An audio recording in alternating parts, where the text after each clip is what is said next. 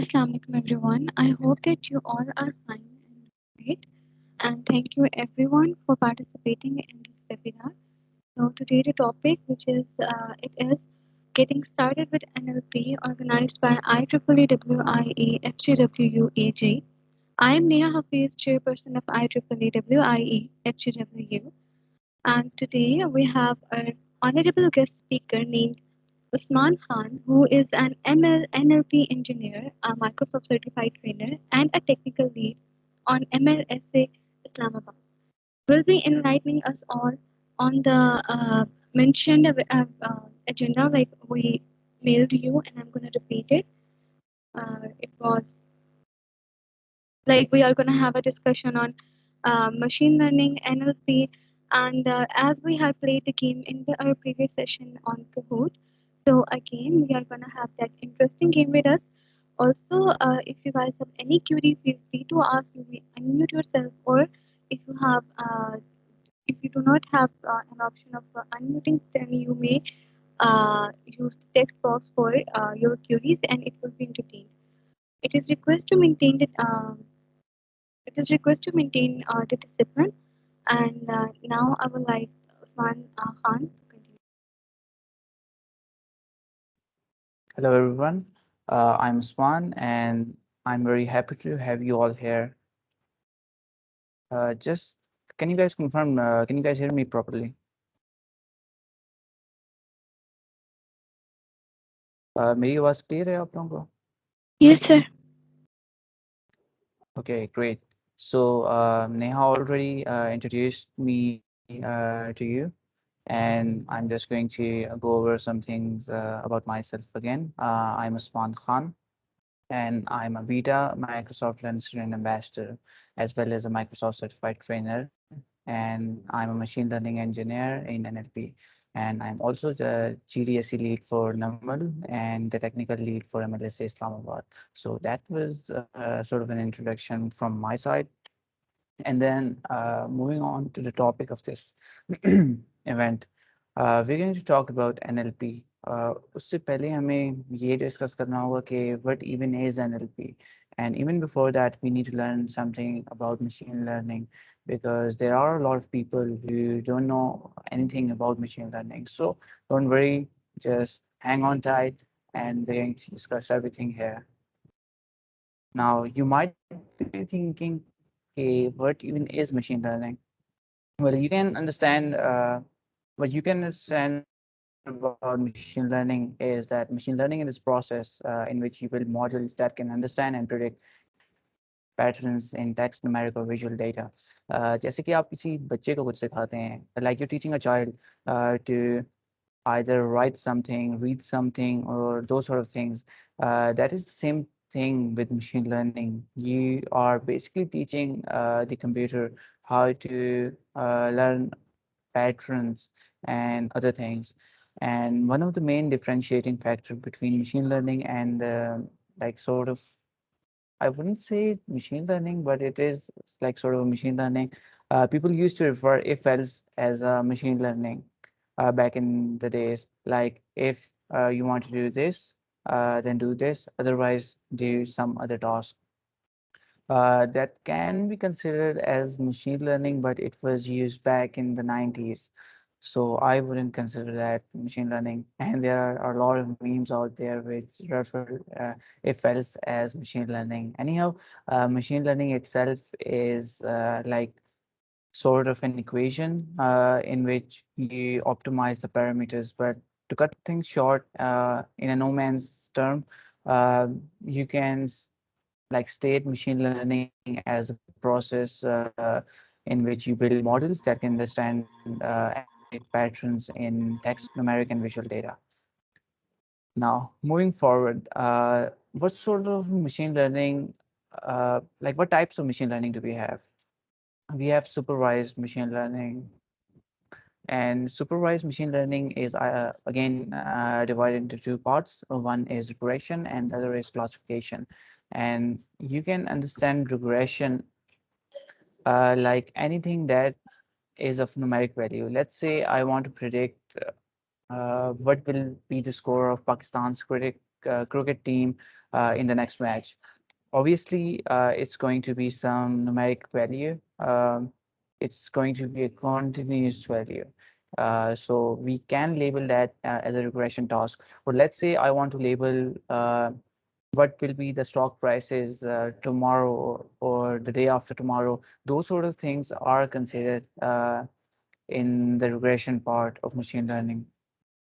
Uh, anything that let me like sort of visualize it for you. Like anything that is of numerical value and it's not in the form of rounded digits or not in discrete manner, you can label it as a regression. And coming back to this thing, what does this mean? What is supervised? The supervised machine learning can be described as any machine learning model in which you specify the training examples. Let's say you're teaching a kid something. You have a child and he's learning about shapes. You give him a toy which is in the form of square, circle, or a triangle, and then you tell him that this is a triangle, this is a rectangle, this is a circle, and then the child learns on its own. And then if he sees anything that is similar to those shapes that he recognized earlier, he will label that as its respective shape. If you show a kid that an egg is like sort of a circle, he will label everything with that shape as a circle or as a ball or whatever. So that's the exactly same thing how machines learn, and that is what we basically mean by supervised machine learning. When you're training the model, you also assign some labeled examples.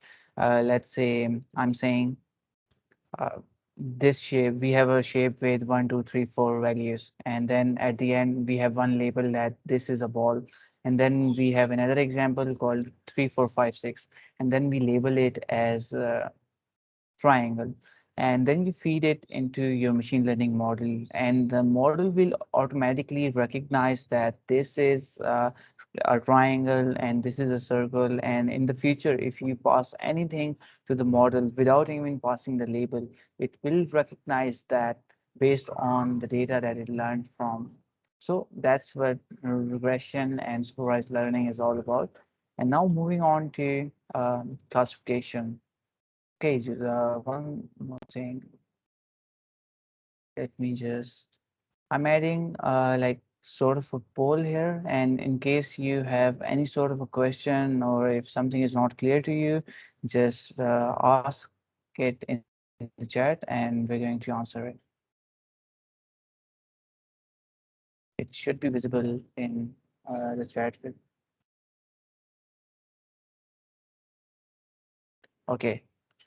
So again, if you have any question that or something that is not clear to you, or if you want me to go slowly or anything, you can just mention it in the chat and we will follow suit.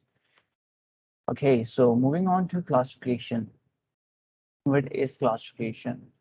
Let's say you're going out for grocery shopping. You're going out to buy some things for yourself or for your household. And now you have divided your household stuff into a few categories, like let's say vegetables and fruits. There are two categories, right? You have vegetables and you have fruits, and then you have dry fruits, and so on and so forth. You might have different categories. So, in any machine learning task in which we're dealing with any sort of categories, that is labeled as a classification. Uh, Another example of this would be, let's say I want to classify you guys that whether you are a student of computer sciences or whether you are a student of software engineering, and that task would be uh, a classification task. And if I wanted to predict your grades, like what will be your CGPA in the future, that would be labeled under regression, because that's a numeric value and the other one is category and so on and so forth. Okay, so moving on to the second type, unsupervised. If you recall, we previously said that we have to pass a labeled data to our machine learning model that learn from it. But what if we don't have that labeled data? Let's say I'm training a model in which it recognizes whether you have coronavirus Delta variant or not. Since, as you might know, Delta variant is the new variant, so we don't have much information on that. So we don't have a training set on which we can train our machine learning model on. Okay, so what will we do in that case? Uh, we will resort to some other machine learning algorithms. Now, this problem statement will come under unsupervised learning because now we don't have any labeled data. Like we do know that like we have all the features like I explained earlier, we have 1, 2, 3, 4 and 3, 4, 5, 6, like whatever the features are, but we don't know what is what and what is what. So what will we do is we will resort to some unsupervised algorithms, and what those unsupervised algorithms do is like they have different techniques of recognizing patterns. So what they do is one of the examples of unsupervised learning could be clustering. And clustering can be defined as, let's say, we have these data points. If you plot all of the data that we have here with all of the respective features, the features are like whatever value we have for each column. Like I explained it in the supervised part, that we would have um, like features such as 1, 2, 3, 4. These are just arbitrary names. It can be anything else. So if you have those sort of things, you can plot them to a graph as well. Now, after plotting this, you can see that we have two distinct groups. These are closer together and these are closer together. And then what we're going to do is we're going to encircle this group and this group. And this all will be done automatically. You don't have to do anything. The machine learning model will handle everything, but you need to provide a good quality of data. So anyhow, like after plotting these data points here, we can clearly see that these are like divided into their own separate groups. And after these are like segregated into their own separate groups, our machine learning model will return that we have two different like sort of clusters. These are called clusters. Okay. And now what we have done is, let's say there are two types of Delta variant of coronavirus, and our model has successfully recognized all of the different uh, like variants based on the patterns. Now, the point pointer here is you did not provide any labels for it. The machine learning model did not learn that this is a triangle, this is a circle, and so on and so forth. It automatically recognized that this is a circle, this is a triangle, and based on their similarities, it grouped all of them together. So this is called clustering. And then we have dimensionality reduction. This is sort of a very complex topic, but I will just like briefly define it. As I said earlier, we are going to have some features such as 1, 2, 3, 4, which are columns respectively in your data set. So uh, sometimes we have a really huge data set and we don't have the resources which will enable us to train our model. Mm, because sometimes model even takes around 32 plus gigs of RAM, and it requires a huge GPU, and like it requires a really good chunk of resources. So you can't do anything in those in that sense. So what you can do is you can reduce your data set size, and one of the techniques that we use to reduce the size of our data is by reducing the number of features. Like we have columns. Imagine an Excel spreadsheet in your head, and we have columns in that, and each column represents a feature. Let's say we have 100 columns, and our, like, let's say laptop can't handle like that huge of a data. So what do? You pass it through a dimensionality reduction algorithm. Uh, One of the prime examples is PCA. Anyhow, after passing it into this algorithm, dimensionality reduction, what will it do? It will basically reduce all of those 100 columns into either 50 or 60, depending upon how much threshold you set. And basically what it does is it checks each column. Let's say you have a data set about cats, and you want to classify whether an image is a cat or not. So what sort of things are important in that? It's like size is important. It's hair type is important. If it has long hair, short hair, and it's like number of legs is important. Let's say number of eyes, tail, and so on and so forth. These are the things are which are important, and there might be something which are not important, such as age. Do you know why? Because a dog and a cat both might be 10 years old. How is that feature going to make a difference in our machine learning model? Whether a cat is 10 months old or a dog is 10 months old, it does not make a difference. So dimensionality reduction algorithm, what it does is it removes such features which do not improve, or which do not improve our model. It just get rid of that. So that's the dimensionality reduction. Now moving on to reinforcement learning. This is the third type. And this is the thing that everyone on YouTube and everyone on like on the TV is talking about, the new AI.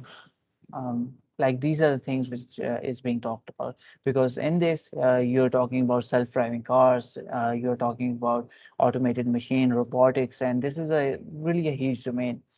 And this is a very difficult domain as well. You need a lot of resources in this domain. And this, like the third type, is a collection of supervised and unsupervised algorithm, as well as semi-supervised algorithm. I haven't mentioned those here, but that is a separate topic itself.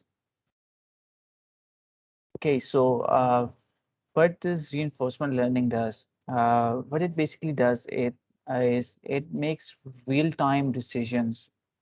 Let's say you all have heard about Tesla, right? Elon Musk's company. Uh, it is really famous for self-driving cars.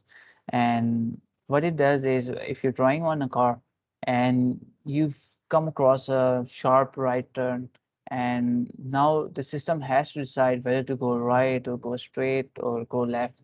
So what the algorithm does is, based on whatever the data it is being trained on, okay, like whatever the data it was trained on, it will make that decision. So it is related to real-time decisions. Like we were making clusters in unsupervised learning, and you can clearly see that this is not related to any real-life scenario. But reinforcement learning is like the real-life implication of things, and it is based on reward and punishment model. What it basically does is, when you're training the model, like you have a child and he wants to touch some hot water. Obviously, you know that if he's going to touch that hot water, his hand is going to get burned. But you stop him time and time again, but still he has the urge to touch that water. And once he touches that water, either he's going to get beaten up by his parents, and he's going to feel the pain himself as well. So in both ways, he is going to recognize that there is a punishment for doing bad things. So it will automatically learn that I do not have to do this thing. And for the other thing, reward. Let's say he got first position in his class. Obviously, that is a moment of proud for the parents and for the child. So he's going to get rewarded, maybe a gift or something else. So he knows that if he does good things, he will be going to get rewarded. So reinforcement learning works on this model. And the same is the case with machine learning. Like self-driving cars were initially trained on like empty roads and those sort of things. And it first did not know that if it has to turn right or left, it like grow straight through into the houses. And then it realized, no, this is not a good thing, this is a bad thing, this is punishment. So then it set its mind that I do not have to go straight in this case.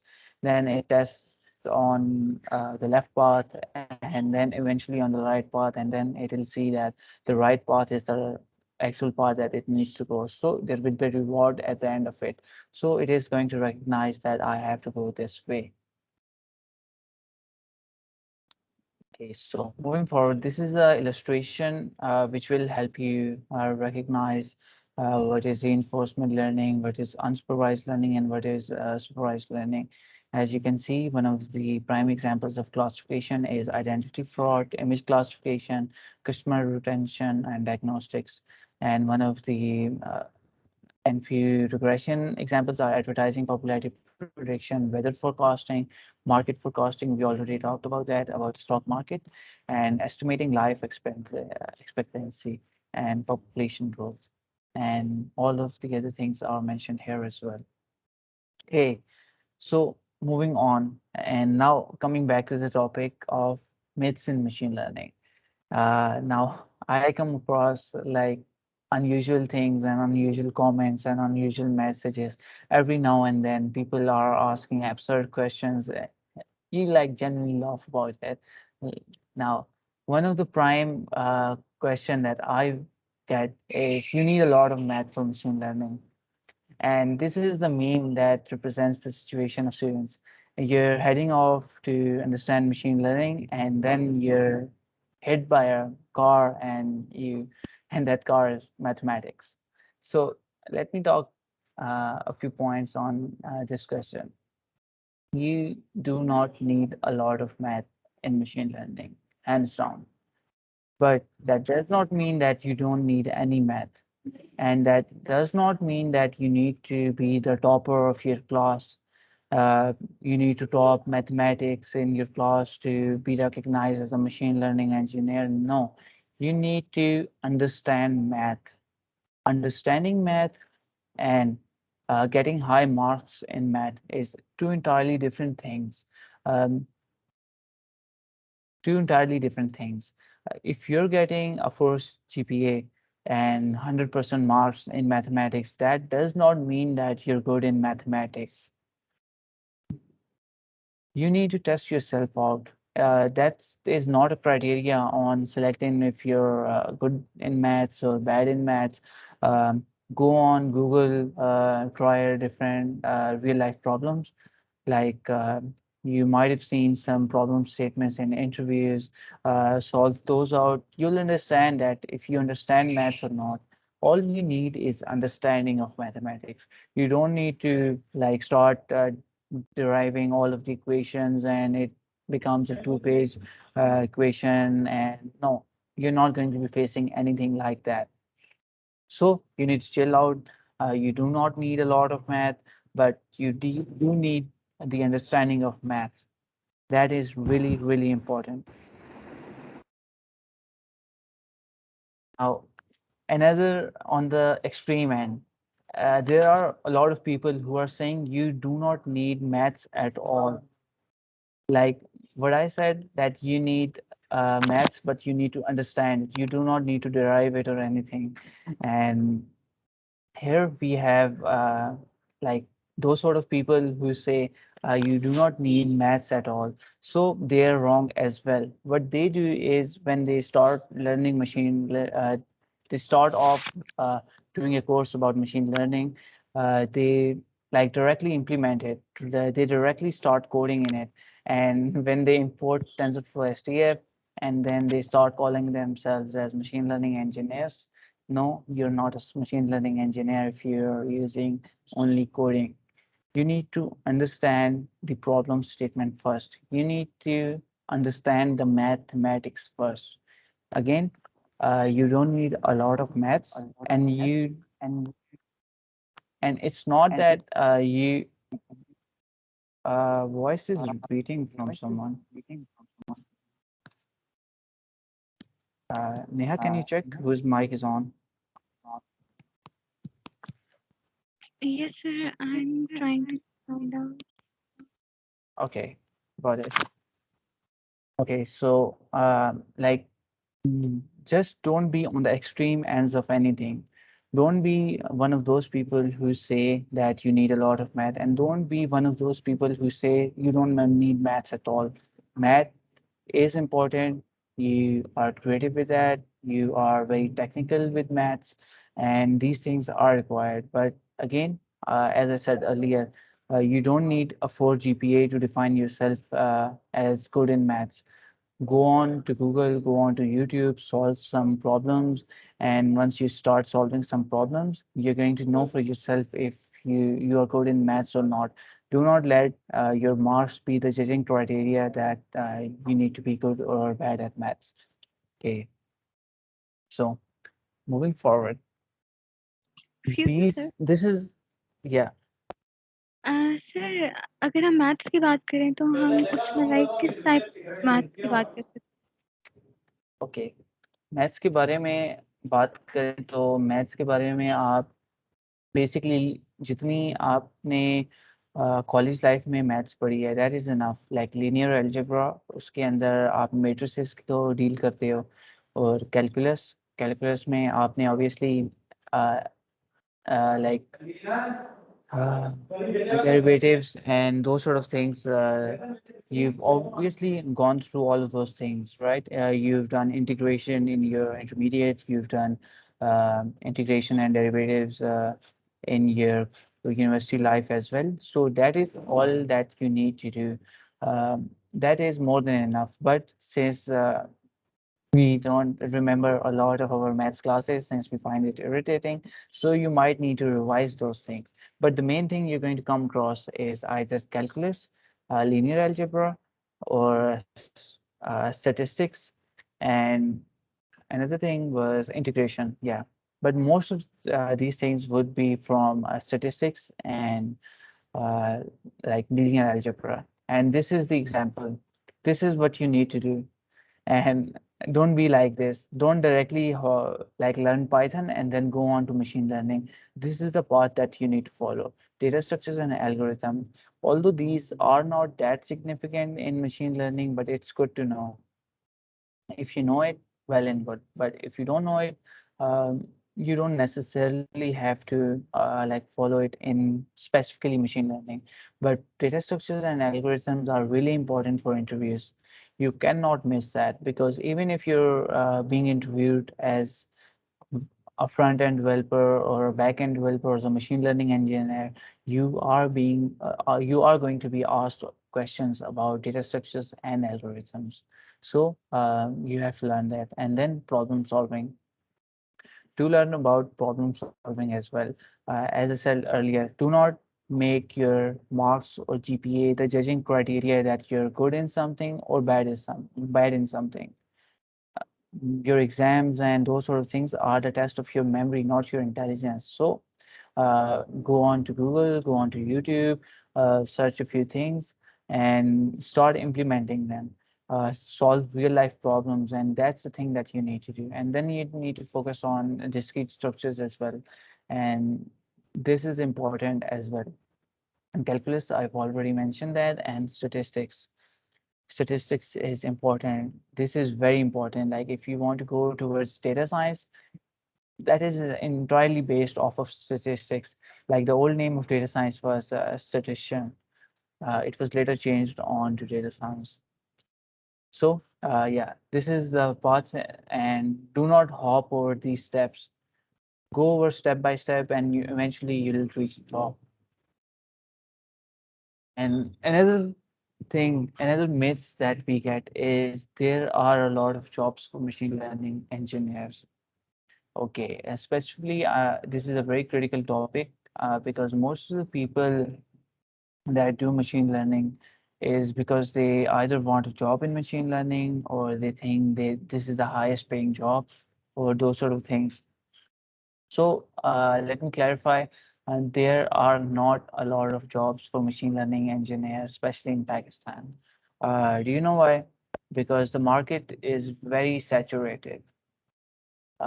Because in every ad you see that they are emphasizing you that machine learning and data science is the highest paid job. So everyone is learning machine learning and everyone is learning Python. So the industry is coming up with one or two jobs every, let's say, month or so, and the applicants are very high. The number of applicants is very, very high. So you're going to have a tough competition. But that does not change the fact that it is a very, very like interesting field. You're not going to get bored in it. And another like myth that I wanted to break is the people that are currently learning machine learning are either these sort of people or these sort of people. These are the people that are coming in the market right now. So if you follow these like simple steps, which I explained to you, like start off with Python, then learn data structures, problem solving, discrete structure, calculus, statistics, and then move to machine learning, you're going to be successful and you're going to get a job. Because in the interview, when they're going to ask you questions that are related to like real life situations, you're going to be better equipped than your counterparts because they were just import developers, import TensorFlow and import PyTorch, and but you are going to succeed in that because you learned all of those steps. You worked hard for it. So do not be hopeless. There are jobs, but there is a lot of struggle as well. You need to like work on machine learning a lot before getting hired, and you don't like there's also a misconception that you have to have experience for an internship, and for an internship you they don't hire you because you don't have an experience. So what you need to do is build projects for yourself. Like let's say I explained a few projects earlier, like stock market analysis and face detection and classification. Just build those algorithms. These are not difficult to code. Just build them, put them over to GitHub, deploy them, and put them onto your resume. And you are going to get called in for an interview, and you are definitely going to get hired. I will be talking about resume writing in the future as well, but for now, these are the things that you need to follow. Okay, so let me summarize it for you that you uh, don't be one of these people. Don't be a guy who just imports stuff and does stuff. He doesn't know what is going on in the back end. Don't be the guy or the person who skips all of these things and doesn't know a thing about calculus statistics. So don't be that guy. But again, you don't have to be a master of calculus, master of statistics. Just understand it. You should understand how things work. Okay, now another thing that you need a PhD for machine learning. No, you don't. Your experience is greater than your educational degree. There is a certain position in which they hire PhDs, but for now and in Pakistan, you don't need a PhD. Okay. Another thing that you need to be a CS major to be an ML engineer, because I've seen a lot of people criticizing people from electrical engineering, people from BBA, and all of those other departments that you can't be an ML engineer. Thing is, you can, and They are no one to stop you. If you want to be anything, Google and YouTube is your best friend. There are a lot of tutorials there. Just follow them and be what you want to be. Just put in the effort and make it happen. So, like you don't need to be a CS major or the a software engineering major, software engineering major to be an ML engineer. You just need to be motivated enough, and you just need to work hard. And also, as we talked about mathematics a lot, uh, like this is the fifth or sixth time I'm stating it. You don't need math, and people who are good in maths are not born with that gift. I've seen some of those people, and I myself. Uh, I'm a hard worker. Like there are a lot of people who understand mathematics much better than me, but I did put in the effort. I did like work hard for it, and now eventually I understand mathematics better than those who were naturally born with like mathematical understanding. Okay, now coming back to one of the major topics that is being discussed in like universities and industry, like what is the difference between ML that is being used in academia and in the industry? Uh, Now, academia is, I can say it is like, how should I put it? It's quite backwards as compared to the industry. I know it's a bad term, like saying it backwards, but it is what it is. You know why? Because most of the researchers are working on researches which were done like 5 to 10 years ago. They're not working on the latest things, like in Pakistan especially, and in the whole world as well. They are working. I'm not saying that researchers are not working on latest things, but there is a small number of those people. Most of those people are working on old papers. They are usually 3 to 4 years back. And one of the good sides of academia is you have more freedom. Like you can do anything you want. Like you're doing a project of machine learning in academia, and the professor has told you that follow this method. You have more freedom in that because your end goal is to improve, let's say, improve accuracy or introduce a new technique of machine learning. So you can do like you can implement it by anything, something that you come across which is giving better results, show it to your professor, and he'll happily accept it. He'll go along with it. But if you're in the industry and your project manager has told you that you have to complete this machine learning algorithm by this specific method, you're like, you have to do it in that specific manner. You don't have any choice to change it because they are usually following some SOPs, standard operating procedures, and they don't have the option to change it instantly. And other than that, academia has the benefit of intellectual autonomy, and this comes under freedom as well. Like you can do whatever you want. If you want to learn about, let's say, I recently saw project of ML in which the person was like suggesting hadiths based on the emotion of people. So was a very unique thing and a very good thing as well. Like if you're sad, it will recommend like inspiring hadiths to you and so on and so forth. So it was a really good project. So in academia, you can do whatever you want. You're not liable to do some particular thing. You can do whatever you want. But in the industry, whatever the project manager says, you have to do that. And let's say you're building a face recognition system, you have to follow the SOPs. You have to follow the specific procedure. You don't have the option to do whatever you want.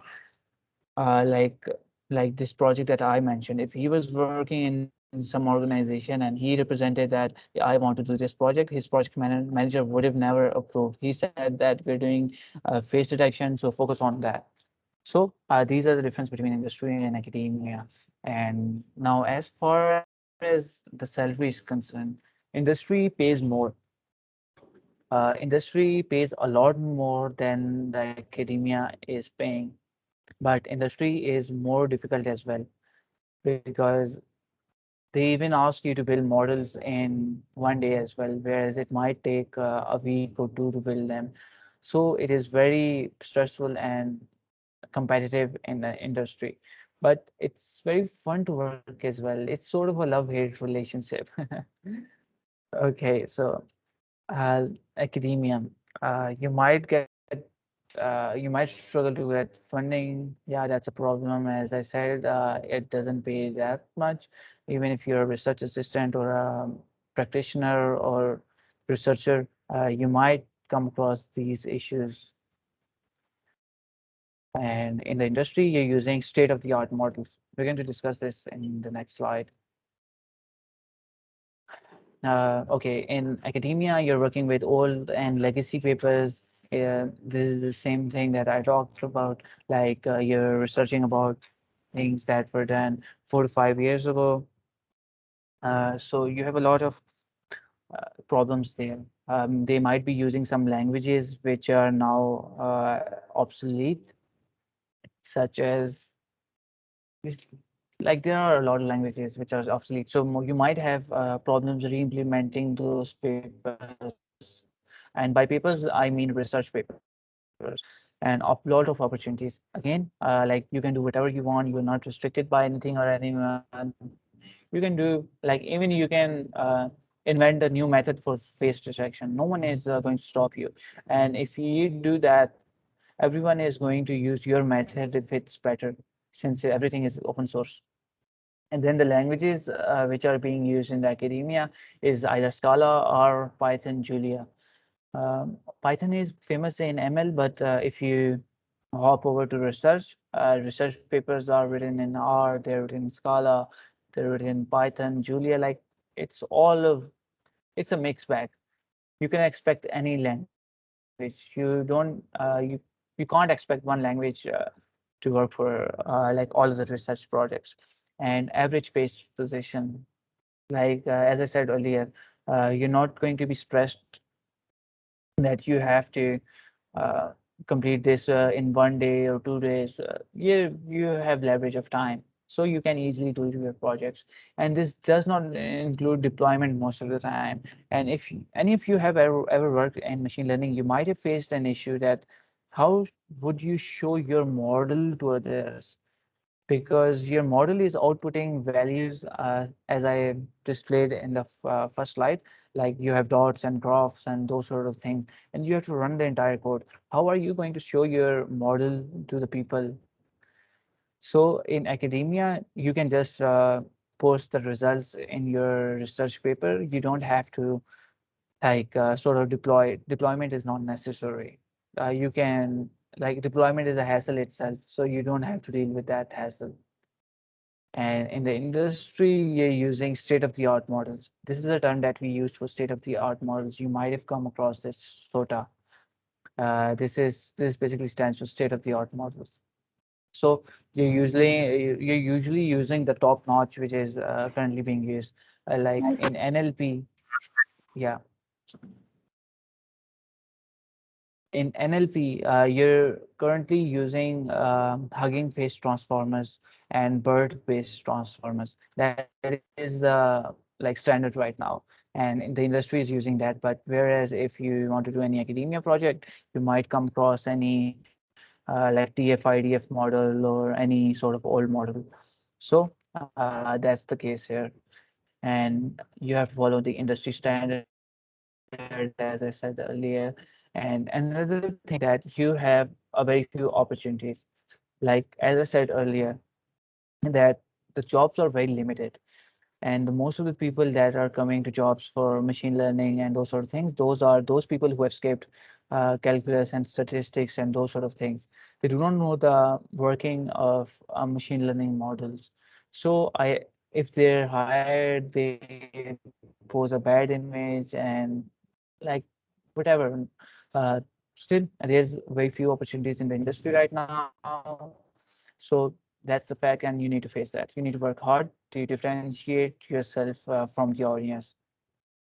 And then as far as academia is concerned, just go ahead and ask any of your professors, especially in the CS department or SE department, what sort of projects are they researching about? 90% of the people are going to say, professors are going to say they're working in something related to NLP. So you can offer any of your professor that you want to work as a like research assistant, and they will happily hire you. So because a lot of professors are researching in this as well, and some of you might not even know what NLP is. So we are going to discuss it. Don't worry about it. Again, careers in machine learning, what can you do? You can either do machine artificial intelligence. This mostly includes collection of all of these things. It is sort of an end product. Like we discussed something about self-driving cars and reinforcement learning, if you remember. So this is related to those sort of things. And machine learning, this is using this traditional models that we are using. Like we've been using it for 10 to 20 years now. Yeah, I think so. It's been 10, 20 years. Yeah. So these are those sort of models. And data science, we've already discussed that this is based off of statistics. And if you're good with statistics, you can go to data science as well. And Python is just a tool for data science. The main thing about data science is stats. You need to understand stats if you want to go to data science, because languages and frameworks are just a tool. The main thing is what's in your brain, how good of a problem solver you are. That's the main thing. And then moving on to natural language processing, it's like everything related to text and audio. That's natural language processing. That's NLP. That's the topic of our discussion. And like, let's say you want to analyze what the people are saying on Twitter. Twitter is a text-based, mostly text-based platform. Everyone is tweeting things out, and most of the things are tweets, and it's in text form. So whatever processing that you need to do on those sort of data, it comes under the domain of natural language processing. And you can do this by traditional machine learning and deep learning as well. Now, coming back to the deep learning part. Now, deep learning is a particularly new thing. Yeah. There is a question from Terimnas. She Okay. raised her hand. Okay. What's the Yes, question?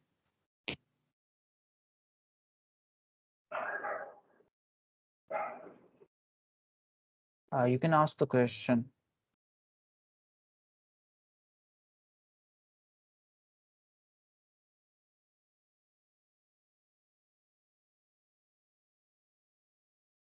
I think so. She left. Okay. If any of you have any questions, just like fill in the form that like stated, or just type it in the chat box. I will happily answer your questions. Okay, so moving on to deep learning part. Now, what deep learning is, it's machine learning, but it's based off of a different architecture. Deep learning is based off of neural networks. I think you might have come across that term anytime in your past. So deep learning is based off of neural networks. It is a very complex and very demanding domain, and everyone is switching towards deep learning right now. And this is like a domain of itself.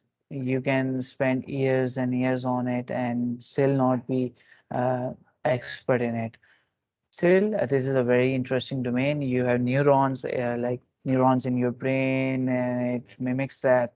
So it's a very interesting domain as well. You can apply it as well. It's included in the roadmap, which I'll be sharing in like by the end of this event.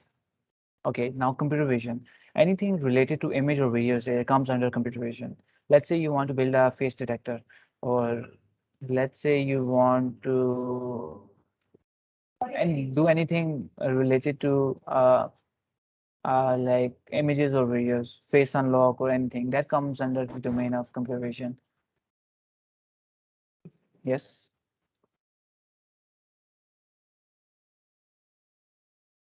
Okay. So then we have data analysis. Data analysis is like the analytics part. It has a few, you can say it aligns with mostly statistics and calculus. And what you basically do in this domain is extract insights from the data. Let's say you are giving the data of students from all over Pakistan. So you can ask a few questions. What sort of skills do the uh, students have? Uh, what is the ratio of highest, like highest the students who are achieving the highest marks, like which university are they from, like these are the questions that usually forms, and the data analysis part of that solves this. And then we have data analytics as well. I haven't mentioned that here because it sort of comes under the umbrella of data analysis. So it's like domain of itself. Now coming back, now moving forward to our main topic, NLP, natural language processing. This is a domain that I have expertise over. So this is the topic that we're going to talk about today. Like we have everything here, AI, ML, DS, and in NLP you deal with AI, you deal with ML, you deal with deep learning, you deal with partially data analysis and data science as well sometimes. The only thing you're not covering in this domain is computer vision. Okay, so what even is NLP, you might ask? Well, anything that is related to like text, it comes under the domain of NLP, and it like overlaps with the domain of linguistics. Like, what is linguistics, you might ask? Linguistics is the study of language. It might be English or like whatever an MA English or MS English person learns, you can implement those things in Python as well, in NLP as well, because both of the domains are overlapping. So you need to understand linguistics as well if you want to be an expert in NLP. Like, let's say I'm having a very good day. What does this statement mean? This statement means that I'm really happy. So how do we know that I'm happy? So we have to train our model on some data. We need to convert the text into numerical values.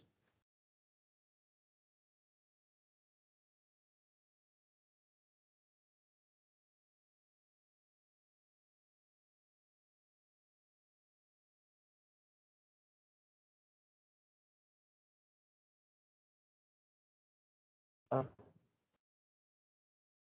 okay. Am I audible? Can you guys hear me? Yes, sir. Yes. Okay, can you guys hear me? Yes, sir. Yes, sir. Okay, great. Okay, so I was saying that let's say I'm saying something like I'm having a very good day. Now, what do I mean by that?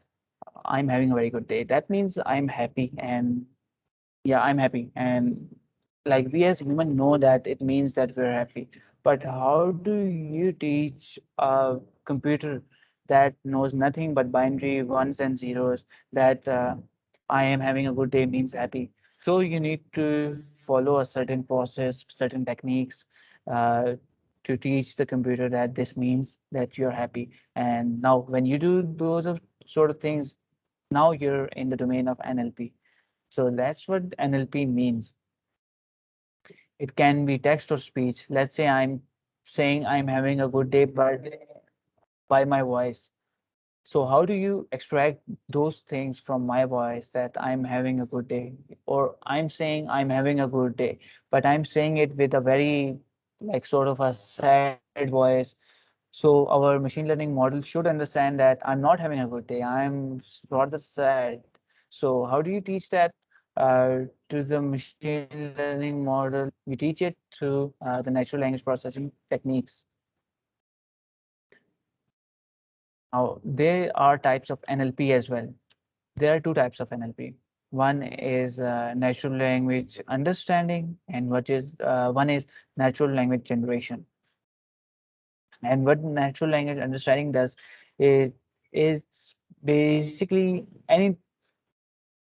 I think we should first discuss about NLG. It would be better. Then we can discuss about NLU. NLG is the generation of text. Let's say uh, we develop a chatbot that talks to you in some way or form.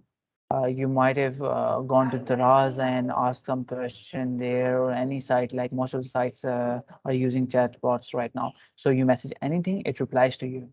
The person is not on the back end. The chatbot is replying to you.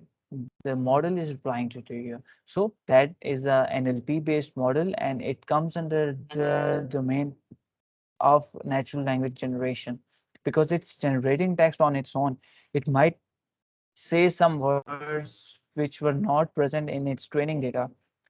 Remember, we talked about supervised and unsupervised learning. We trained it based on some specific data.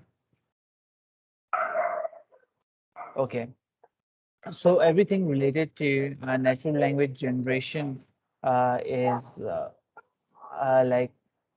like chatbots and anything that you generate with the help of the ML model, it comes under this domain. And anything that you do uh, from the existing data, and you extract patterns, you extract like you build classification models, and anything that comes under the domain of NLU. This is a very vast domain. Most of the things come under this.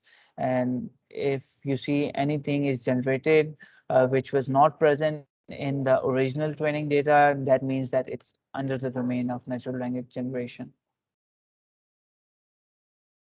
Now you can see this diagram, like where NLP stands. We have a circle of artificial intelligence. And then machine learning is a subdomain of artificial intelligence. And then deep learning is again a subdomain of machine learning. And we have NLP.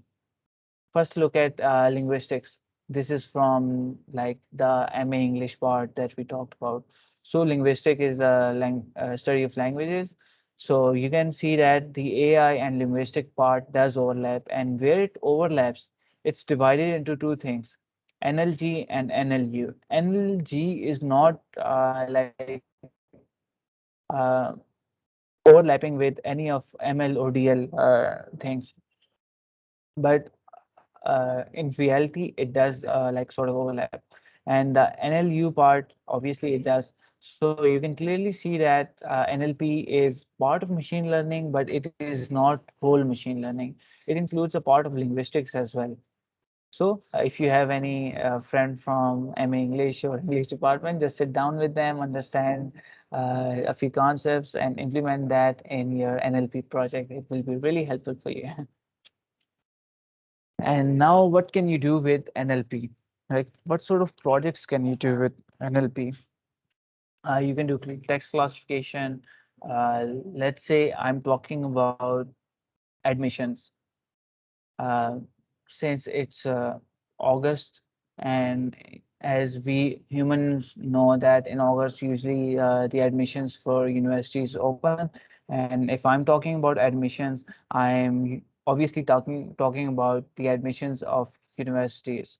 So if I were to classify, let's say admissions are open, and you give it to a machine learning model and tell it to classify it between something. So what the model will do, it will classify into two things: university or not university. Um, if it was trained on the right data, it will correctly classify that we're talking about university here. So that's text classification.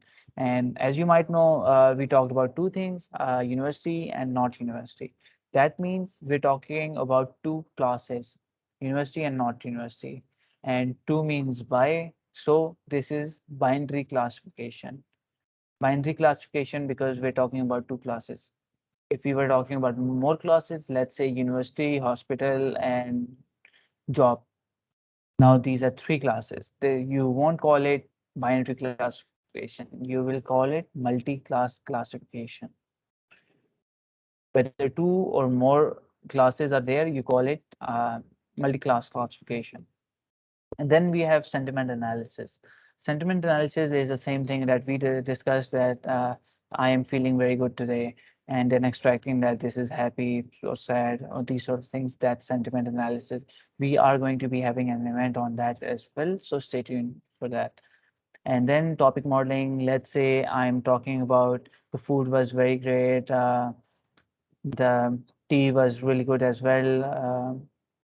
The Nehari was very well, and so on and so forth. So obviously, we are talking about any one topic, which is food.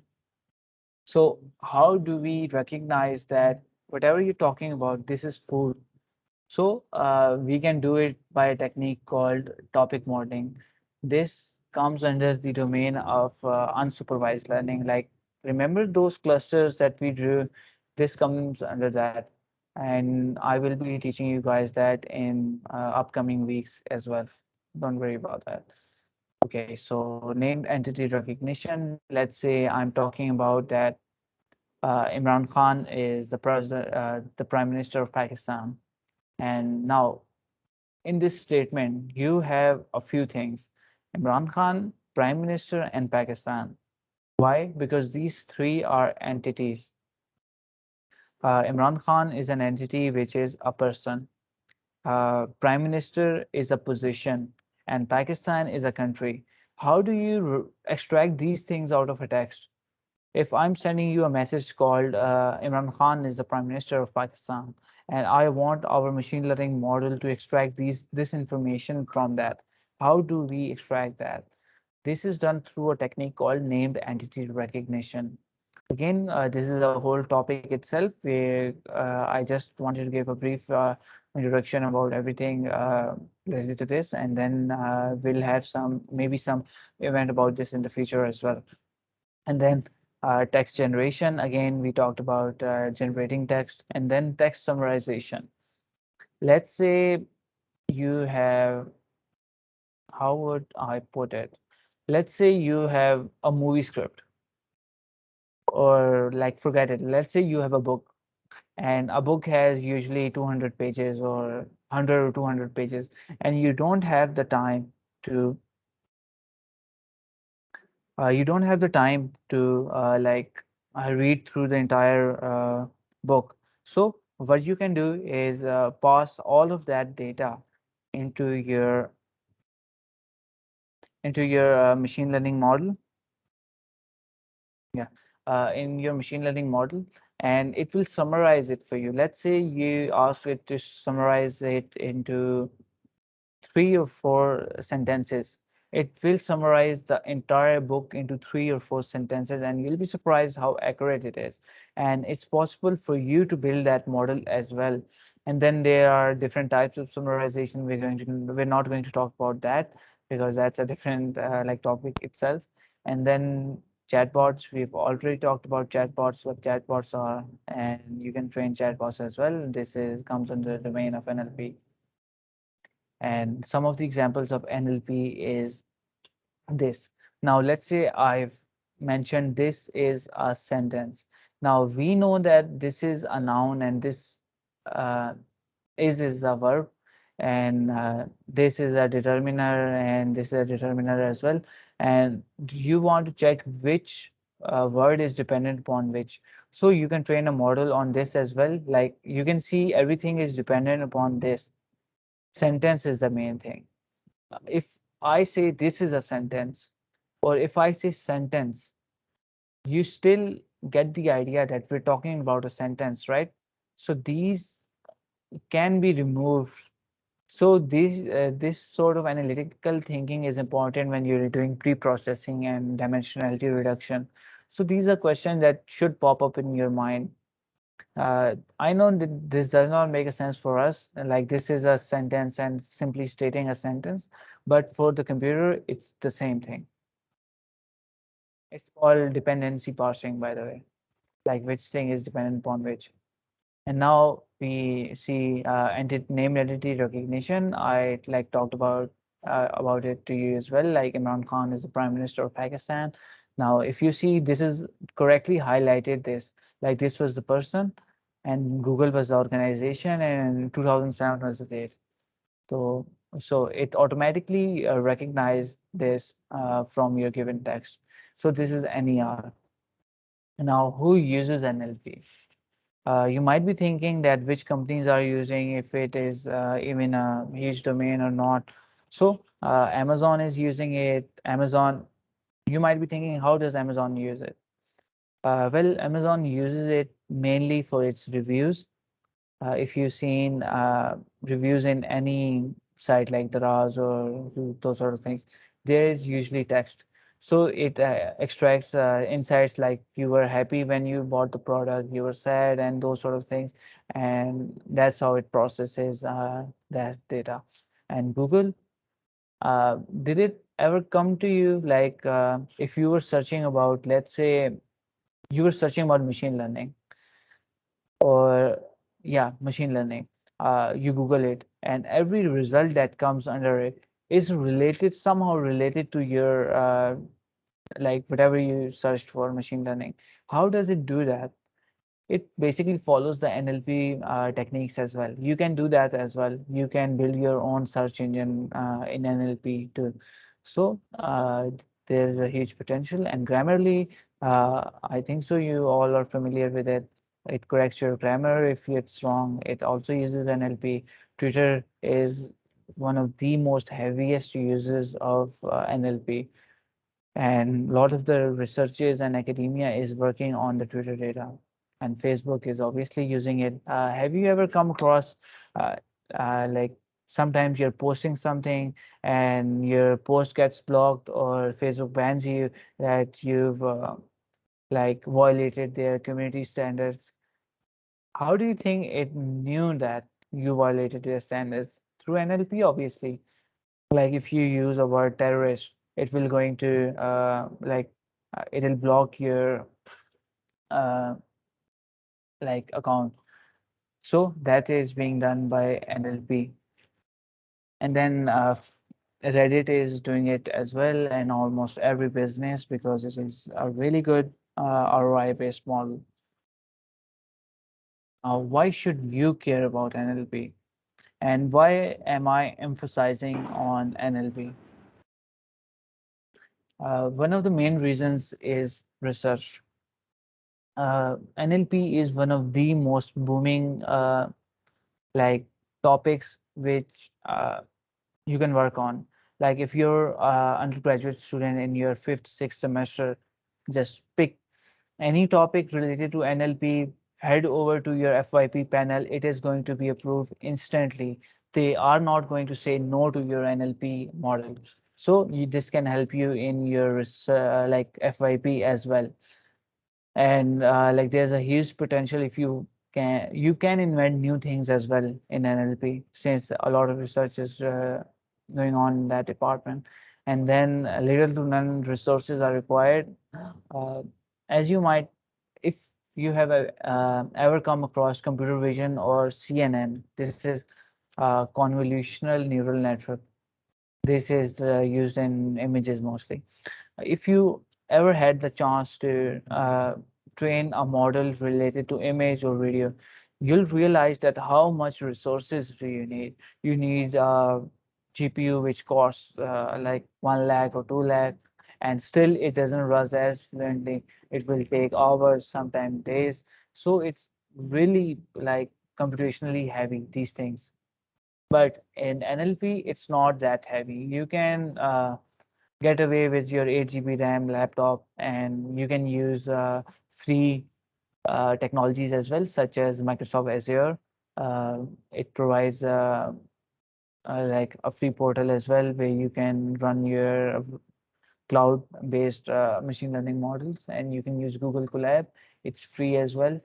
Like you can use a lot of free resources, and you don't need to pay a single dime for your machine learning process. You might come across something if you're doing something really heavy, but as a learner, you're not going to come across anything. And then it is a very less saturated field.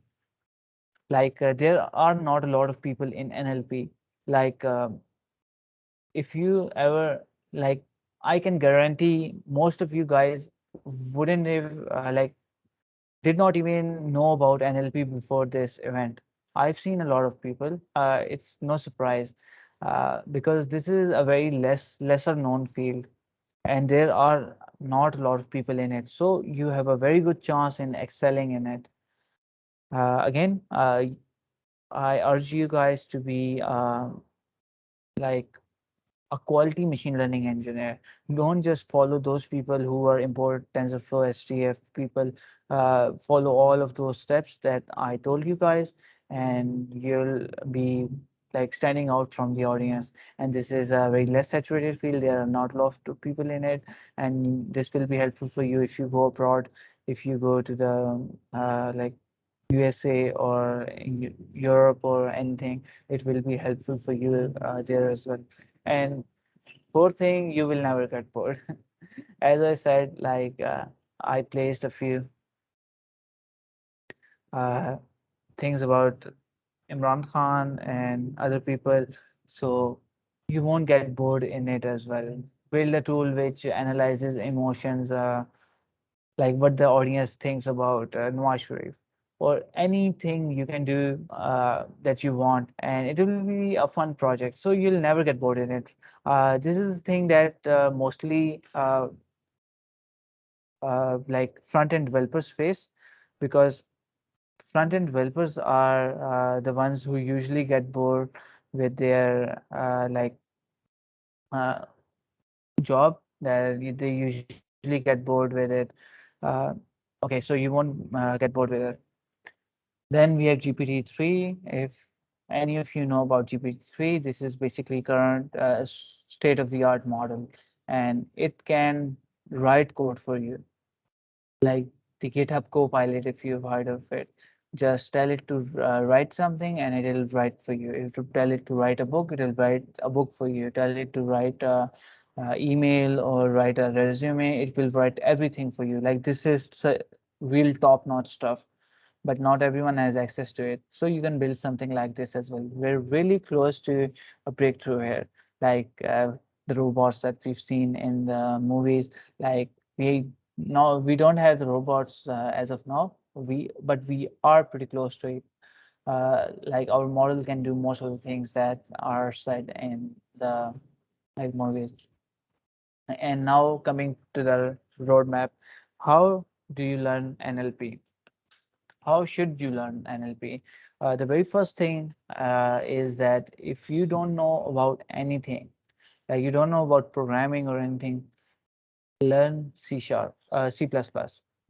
That is hands down the best language a beginner can learn, because every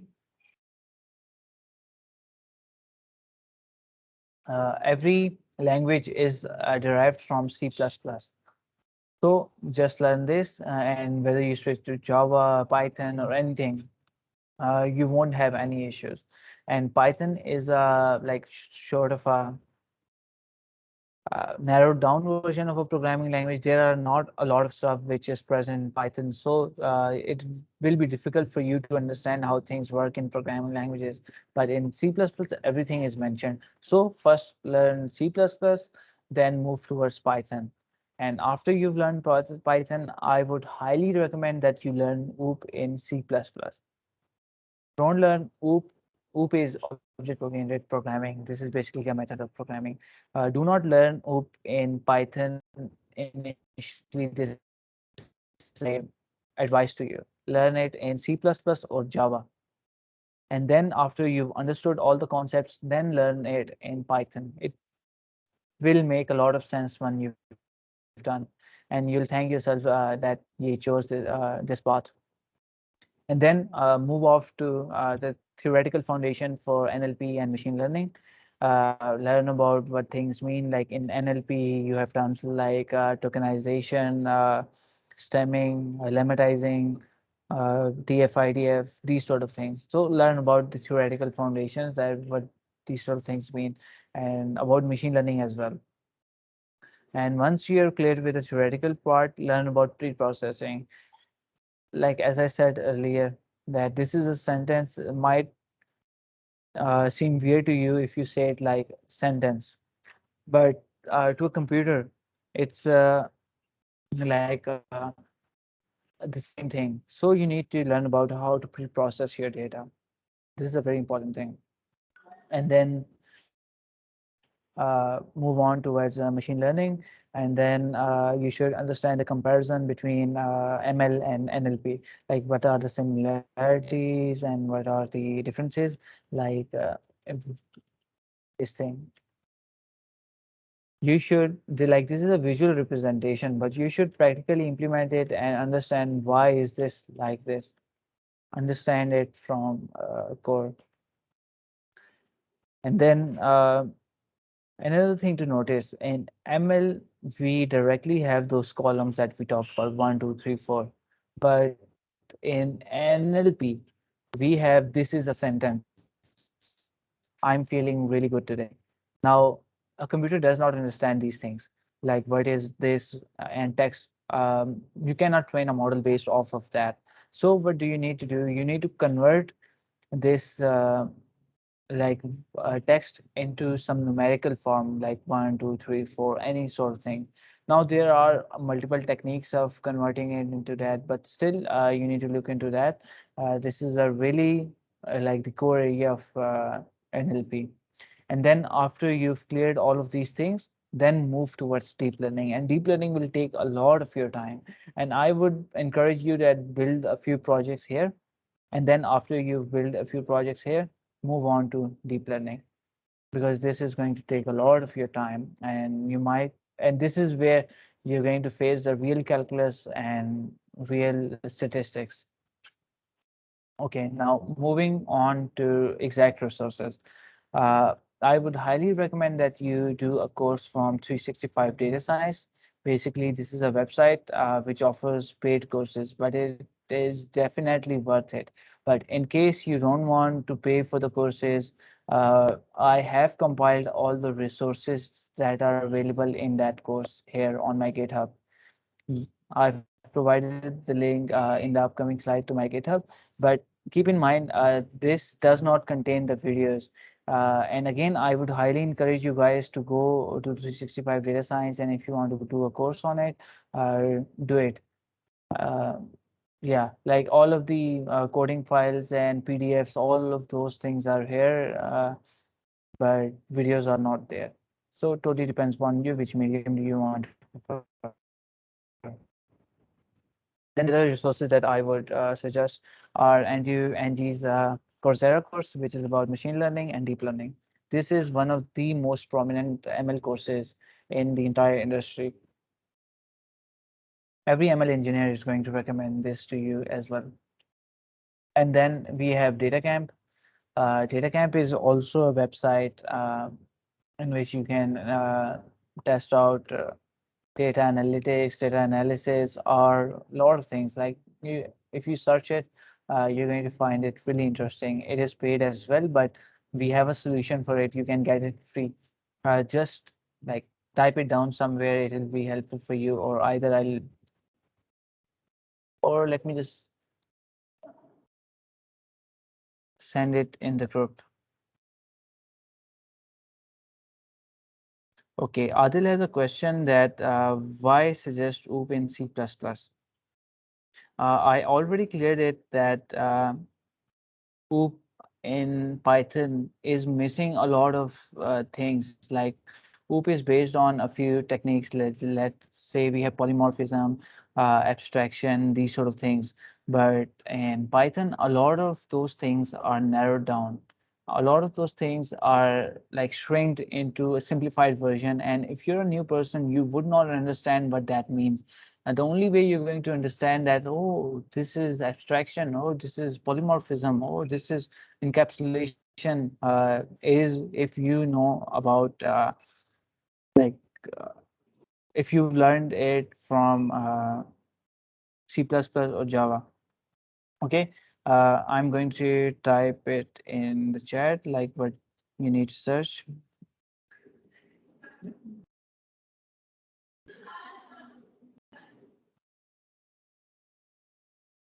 Okay. And these are the two websites. If you register for it, these are basically for students, and you're going to get a lot of stuff for free. You're going to get plural site subscription for free around 1 or 2 months, and you're going to get data camp subscription for a few months, and you're going to get a lot of more stuff. Like you're going to get a free domain, free server, free hosting, a lot of other stuff as well. So I would highly uh, recommend that you guys follow this, and I've also made a Google Docs file for you guys.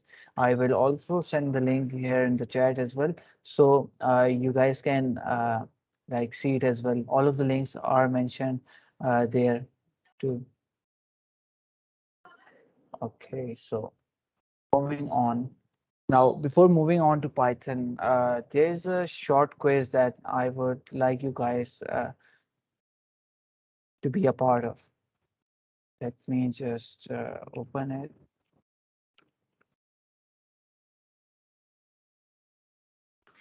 Basically, it's like Kahoot. It's basically a sort of quiz. It's a fun quiz. We're going to have a lot of fun here. It will take 5 minutes. I'll share the link here, and you guys can like follow along.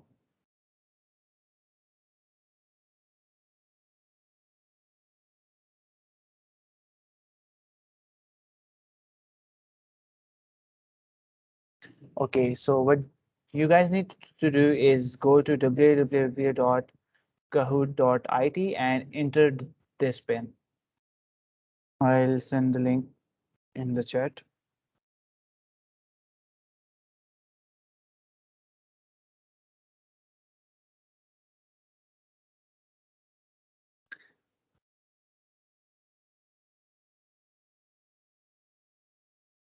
Just click on it and enter this pin.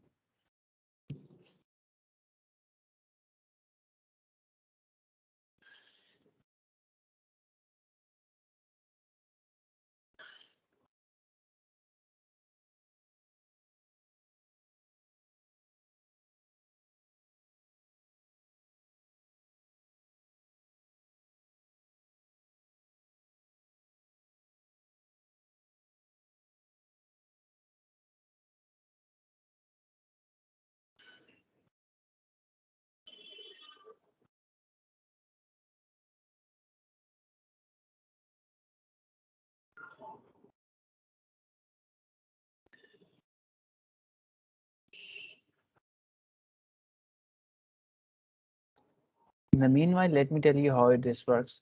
You're going to see the question on the screen, and then you will have a few options like a triangle, a circle, and a square, and these sort of things. And whatever answer that you think is the correct, click on that. Like that image will be present on your mobile as well and on your screen as well.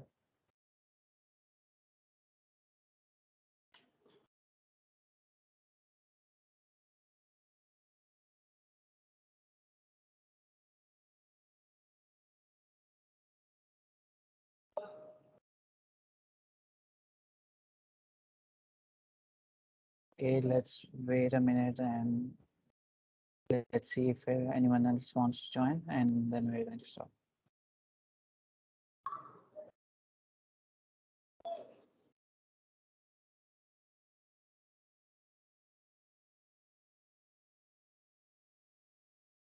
Great, we have a lot of people here. It's going to be fun.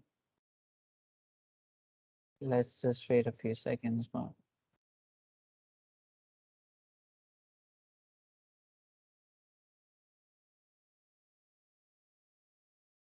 Okay, I think we should start. Okay, I'll wait just 10 seconds and then we'll start. 5, 10, 9, 8, 7, 6, 5, 4, 3, 2. Okay, let's start.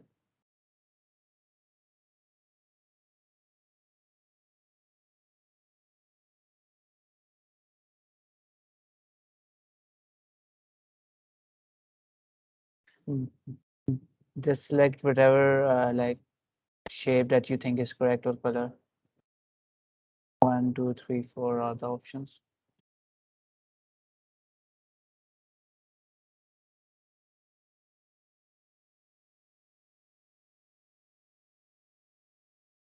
Oh, only three of you guessed it right. Hey. Okay, now moving on to the other one. Like the quiz is clear to you, right? Like if you think the answer is two, click on this diamond shape. If you think the answer is three, click on the circle. If you think the answer is one, click on triangle. And if you think the answer is a square, click on like the square. Okay, I'm starting the next question. Be ready for it. Aisha Malik is on top. Face detection is the example of.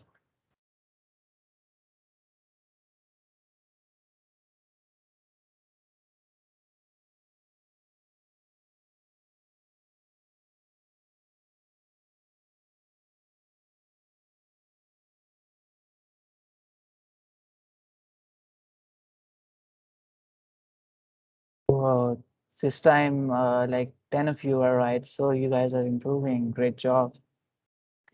By the way, face detection is the example of computer vision because obviously, as I said earlier, you're dealing with images and videos. If it was text, anything related to text, it would have been from NLP. And if it was anything related to stats or business question, it would have been from data science. So, good job, guys. And it's really good to see that none of you selected data science. Good job. Oh, Lisha is on the second place. Tough competition. And Aisha is still on top. Okay, be ready for the next question. Next question. This is a pretty easy one. Do you love memes?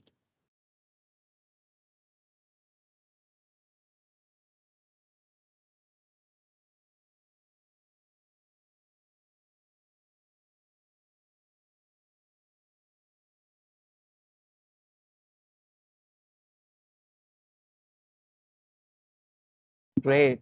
Thank God no one selected false. In the same results. This is getting fun. Okay, now moving on to the next question. It's again, if you are good at web designing, you should leave your job and learn machine learning. True or false?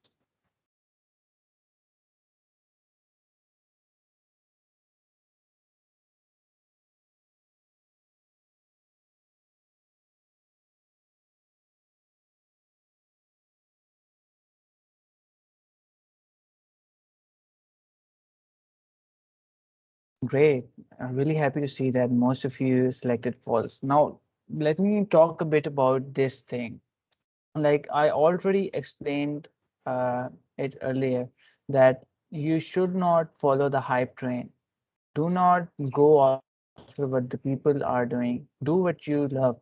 Like some people are good at something. Let's say you're good at cooking. So it might be like sort of an option for you to choose any mathematics subjects which you have no idea about. You might get good marks in it, but you hate it. So I'd say stick at because you love doing it. And same is the case here. If you are good at something, you should stick at it because you might get good marks in it. Like you might get bad if you don't choose something you love. Okay, so moving ahead. Nice. Shajil is third now. Be ready, guys. It's a tough competition. R, Python, Java, or C++.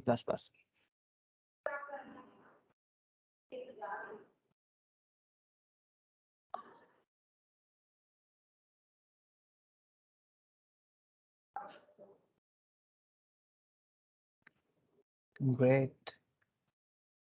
C++ isn't used in machine learning. what I talked about in the path was that you should uh, learn C++ as your first language. Uh, but the question was which language is mostly used in machine learning. Machine learning is done in Python, and the second language that is like most prominent in ML is R. Python and R. These are the two top contenders. C++ is not used in machine learning, although it is present in libraries such as Pandas, NumPy, like they are written in C++. And another fun fact that do you know why Python is so popular? Because it's most of its libraries are written in C++, and it's easy to write. So what they do is import a library and do whatever they want to do with a simplified interface. That way they have the speed of C++. By the way, C++ is the fastest language on the planet. There is no language faster than C++. So you have the fastest language and you have the simplest language as well. So best of both worlds. That's why people prefer um, to go with Python. That's the reason. And these are the things that you might be asked in an interview. That's why Python. Great. Alicia is on third, fourth, and Aisha is still enjoying the first place. Good job. Now, the other question, which should you learn first? Machine learning, deep learning, or NLP?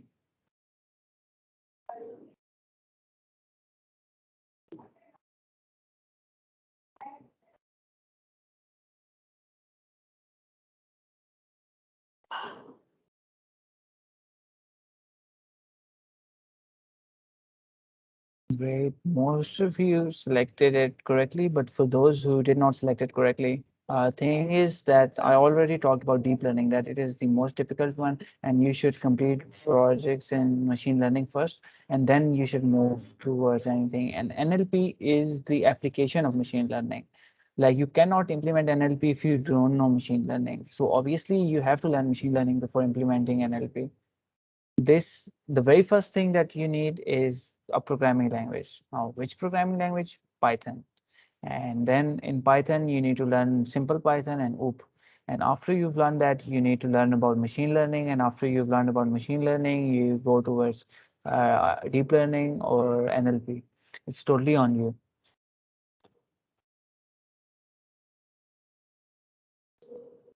Okay, so we have a new contender here. Let's see who's on the top next time. What is the use case of NLP? We talked about this. Like which is an example of NLP predicting stock prices, face detection, self-driving cars, or review classification.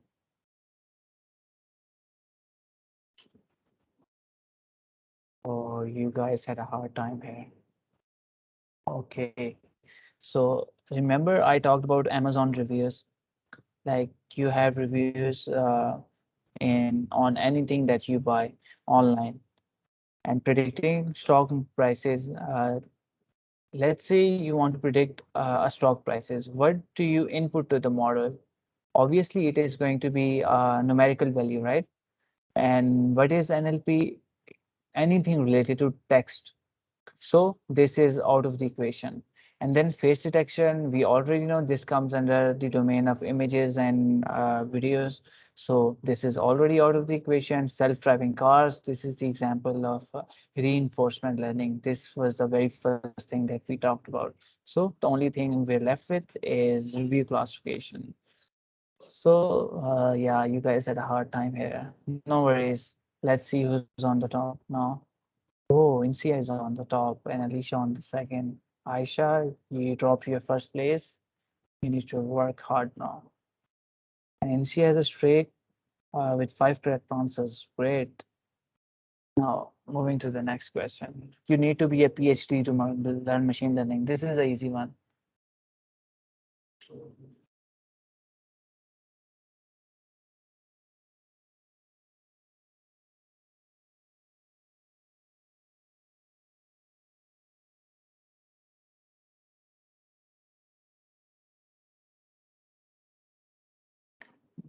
Great. And who selected true? We don't need a PhD. Well, if you want to do a PhD, no one's stopping you, but we don't want to do a PhD right now, just for machine learning. Okay, so moving on. Oh, Neha is on the second. Oh, tough competition, guys. And it's the last question. Let's see who wins. Machine learning and NLP is the same thing. This is a tricky one. Remember,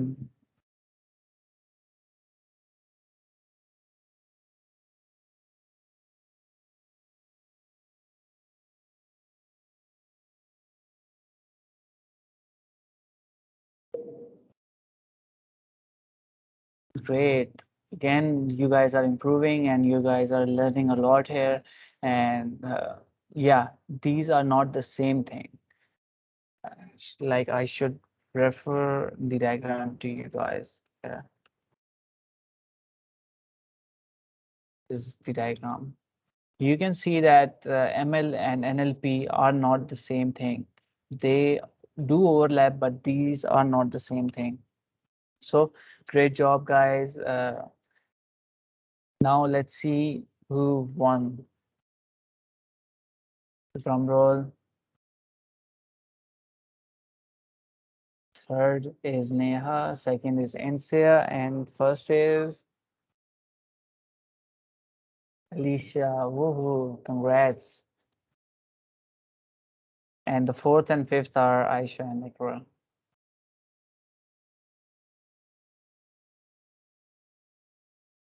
Congratulations, guys. Good job. Okay, I hope you guys enjoyed that. Now, coming back to this, we were on hands-on Python. Okay, so let's get started. What do you need? Uh, you can either follow along or do it later, totally on you. But in case you don't have these things installed, you need Anaconda and you need Microsoft VS Code. And you can install Python directly, but I would not recommend that because Anaconda is like sort of a uh, package which includes all of the main things which you need to install in Python manually. It comes with pre-installed and you don't need to configure anything. It's 64-bit. You don't have to take care of anything. Just go ahead and install Anaconda. I'll let you guys know where it is. Anaconda. This is the website. You can go here and directly download it. You can download commercial edition, individual edition, and you don't have to worry about anything. And after that is done, you need to install VS Code. And so if you guys want to follow along, you can just go Python online.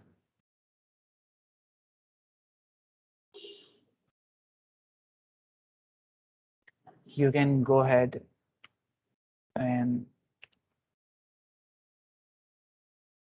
let me just share it with you guys.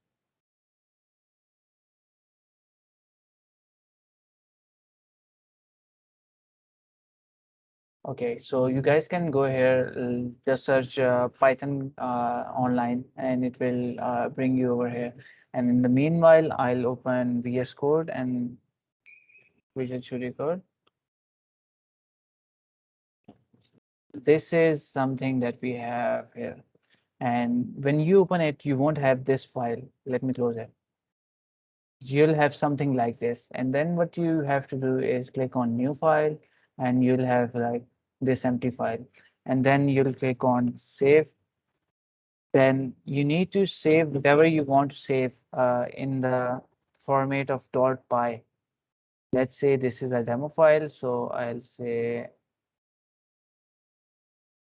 mo.py. Py means this is a Python file, so you need to make sure you put that extension there and click on all files from here as well. That way it doesn't rename it to .txt. Okay, now you can see the logo here, right? That means that you've successfully created a Python file. And the very first thing that is like sort of a standard, that is the culture, that is, you can say, a requirement for any coder to write whenever he starts a new language. It's hello world. Hello world. That's it. You can see that here, like the hello world is printed. So I was just joking around. You don't need to print it at all. You can print any arbitrary text here, but this is the standard that programmers use, that you need to like sort of print hello world. Okay, so coming back to Python, let's talk about variables. What are variables and what are constants?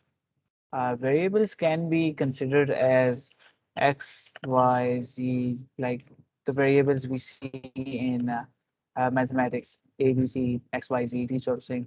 In programming, these are the same things. You can consider variables as like sort of a box in which you can place things. Like I can place 1 into x, and this is how I place or assign a value to x. This is called assigning, by the way. And you can assign it to, and then I'm going to print x. You can see that 2 is printed here. And now if I change this value to, let's say, IEEE, then printed IEEE is printed. And also, did you notice we previously printed a numerical value, and now we're printing text, but Python did not raise any issues. And in case you do anything like this in any other language, C++, Java, it will like fill your entire command line with red prompts that you've done this mistake. So this is basically done by like typecasting. It dynamically, you can say implicitly typecast it into whatever required format that it wants. Like it was previously like int. Okay, let's talk about the different data types. This is uh, integer. So sorry. By the way, you can add comments by hash. 1.0 is float. BC is string. Okay. ABC is string, and if there's a dot in between them, that's float, and if there's no dot between them, it's an integer. These are the main 3 types that you can face. And if you type ABC and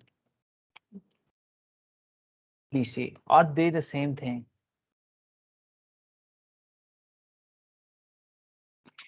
Yes, sir. Okay, so on this part, in Python, they're the same thing, but in other languages, they won't be the same thing, because in other languages, the single inverted comma means that it's a constant, and the double inverted comma means that it's a string. So if you do this in C++, you're going to be like punched in the face with a lot of errors and those sort of stuff.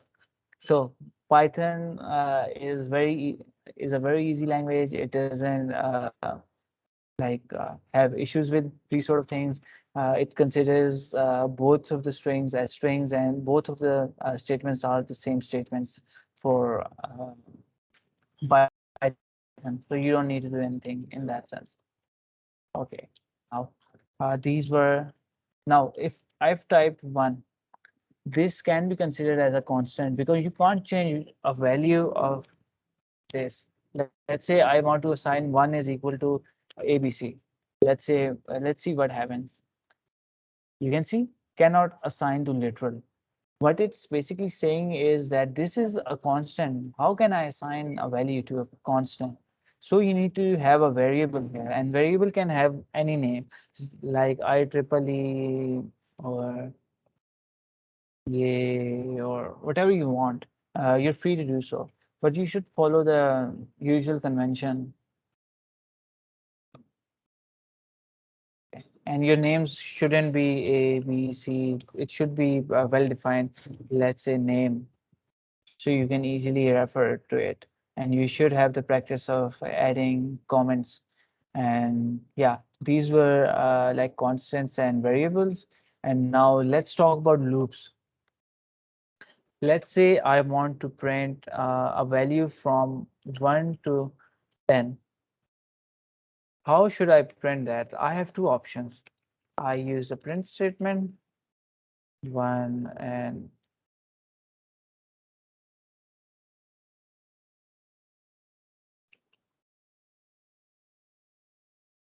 okay, and then 2, 3, 4, like this, and so on to 10. But this isn't efficient. If I told you to write it to 1000, how would you do it? Obviously, it's going to be problematic for you. So what you can do is you can loop it. So you need to write a for loop.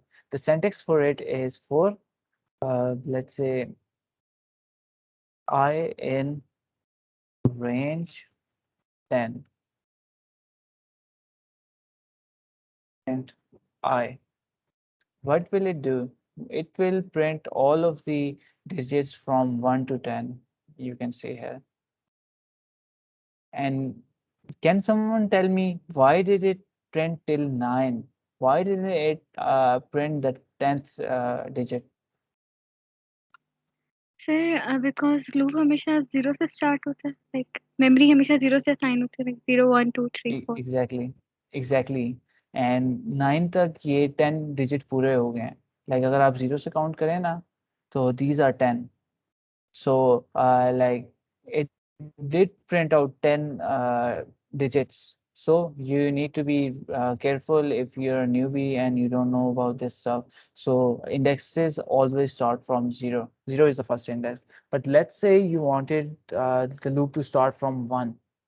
What will you do? Type a 1 here, add a comma here, 1 and 10. It will start from 1 and go through 10. Now we're going to print it here. You can see that it started from 1 and stopped at 9. Now we have another issue. 10. We still don't have 10 digits. We still have 9. So what will we do? We will add 1 over here. 10 plus 1. Obviously, we added 1 to the 0, so we're going to add 1 to this as well. Now you can see that it printed out to 10. And this is just an introduction for you guys. We're going to be conducting a hands-on session on NLP and machine learning in the future as well. So you guys will have an opportunity to thoroughly learn about Python. But since this session is already too long, I won't take most of your time and I'll just go over the main thing. And you guys can join the next session, which will be in a week or two. So it will be helpful for you guys to learn it hands-on there as well. Okay, so these were the loops. And then we have arrays as well, and they have the same policies. 1, 2, 3, you can store data in it. Okay, so this was like just short introduction of Python to you. The actual Python that we're going to be teaching is going to be on the hands-on session because this session is already too long. I don't want you guys to get stressed out that this is too much or something. So just relax and we'll have everything covered. Okay, so do you have any sort of questions regarding the event?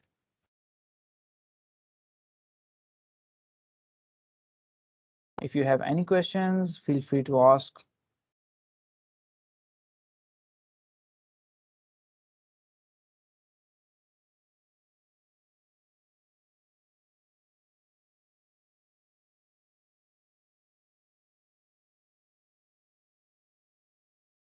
And also do fill the form because we will be providing you guys with a certificate. And if you guys want the certificate, please fill in the form that Aman has sent. And yeah, and now it's networking time. And if you guys know, networking is a huge deal. You have to like connect with your colleagues and peers. So if any of you want to connect with me, you can hop over to my LinkedIn. This is the link, and this is the GitHub. And you guys can even contact me at my email. This is my email as well. And also, I'm sharing a document with you guys. Just hold on for a minute. Just a second.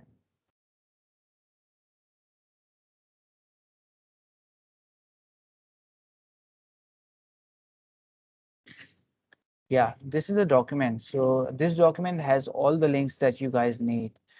This will have the link to a Discord channel. Discord is like sort of a WhatsApp, but it's a professional thing. It has all of the channels made, artificial intelligence and web development. If you have any question related to that, you can ask there. Everything is in that document. You know what? Let me just show you guys like what the document is about. This is the Discord link.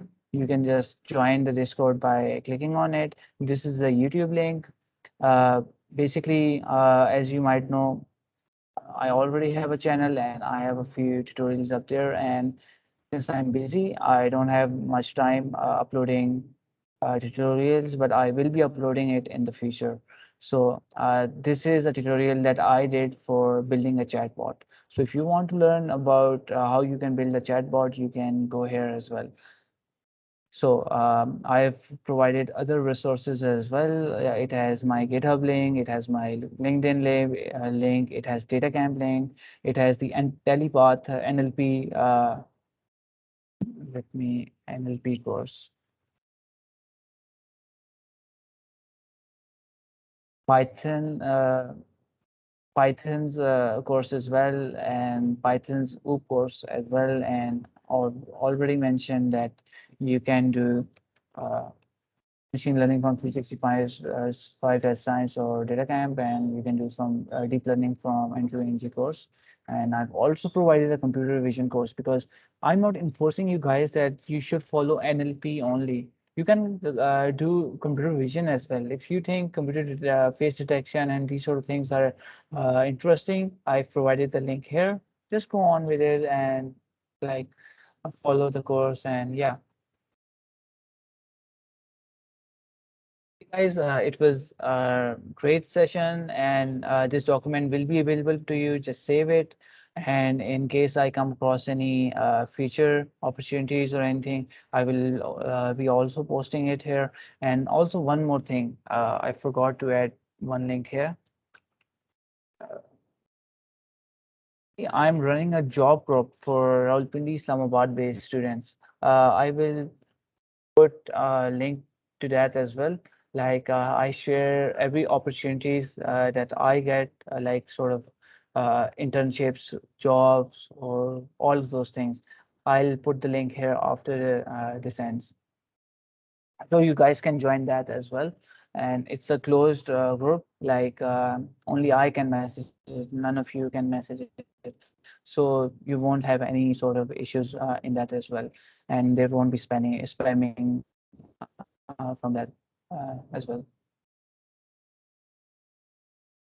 Okay, guys, so it was great talking to you. And thank you. It was a great session. I had like the quiz was great and everything. And I hope to talk to you guys in the future as well in upcoming workshops. Thank you so much, sir, for this valuable session, and we really hope you that we are gonna meet in person in university. And it is a message for hands-on NLP workshop in our university.